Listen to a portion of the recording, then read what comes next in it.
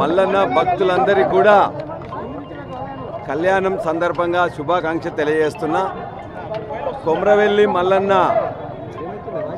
చాలా మందికి ఆరాధనీయులు, కోట్లాది మంది భక్తులకు ఆరాధనీయులు. ఆ కళ్యాణం కూడా ఎప్పుడు కమనీయంగా బ్రహ్మాండంగా జరుగుతుంటుంది.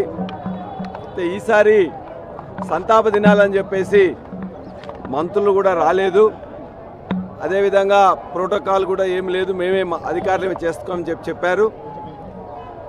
ఏదేమైనా ఎప్పుడు ఏ విధంగా జరుగుతుందో అలానే జరిగితే బాగుంటుంది.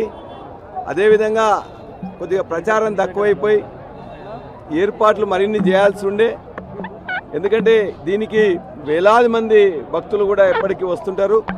ఇవాళ మనం చూస్తుంటే కూడా చాలామంది తగ్గిపోయినరు. కాబట్టి మనం మన యొక్క ఇలవేలు పైన ఈ కళ్యాణాన్ని ఇంకా బ్రహ్మాండంగా ఎప్పుడు కూడా జరపాలని చెప్పేసి నేను అధికారులను కోరుతున్నా. రాజకీయాలకు తావు లేకుండా వాళ్ళు ఏదైతే ఈ రోజున ఈవెన్ మన యొక్క పట్టు వస్త్రాలు కానీ లేకపోతే వారి యొక్క తలంబ్రాలు కూడా జనరల్గా మంత్రులు ఎమ్మెల్యే కూడా తీసుకుని వెళ్ళాలి.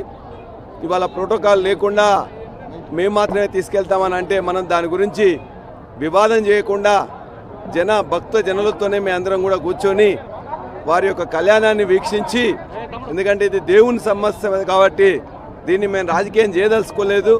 కాబట్టి ప్రోటోకాల్ కానీ మిగతాది కానీ ఏదైనా ఒక చట్టంలో ఏముందో అదే పాటిస్తే బాగుంటుందని చెప్పేసి నా విన్నపం.